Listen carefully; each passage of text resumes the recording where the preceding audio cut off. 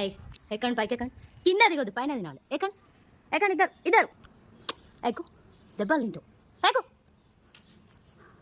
అదే good boy good boy hi అండి welcome to our channel.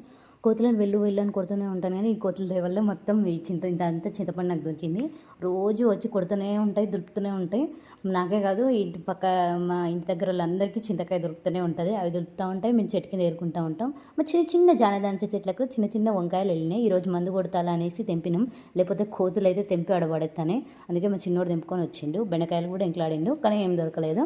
ఈరోజు గ్యాస్ చెక్ చేసుకున్నా, అయిపోతుందేమో చాలా రోజులు అవుతుందని చెక్ చేసుకుందాం అనేసి క్లాత్ పెట్టి చెక్ చేసుకున్నా. ఇది ఒకటేమో అది దొరికిందంట. గ్యాస్ మాత్రం ఈ ఒక్కరోజు వస్తుంది అనుకుంటాను నేనైతే, నా లెక్క ప్రకారం అయితే. అలానే ఈరోజు ఒడిసింది కూడా అయిపోయింది. ఇక అన్నం పొయ్యి మీద పెట్టుకుని అయిపోయింది. మా పెద్దోడు వచ్చినాక కోడూరులో కూడా మమ్మీ నేను చేసుకుంటా మమ్మీ అని అన్నాడు. సరే చేసుకోనన్నా. చిన్నోడు వచ్చి అక్కడ గేమ్ ఆడుకుంటాడు.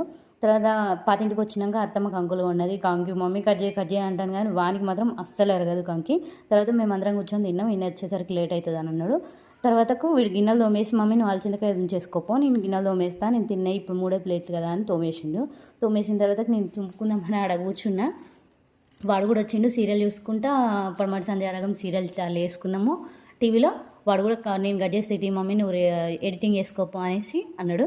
చిన్నోడు వచ్చి నువ్వు వీడియో ఎడిటింగ్ చేసుకోపో మమ్మీ నేను కట్ చేస్తా అని అన్నాడు. టైం 9:30 అయితే. వీడియో నచ్చితే లైక్ చేయండి, సబ్స్క్రైబ్ చేసుకోండి.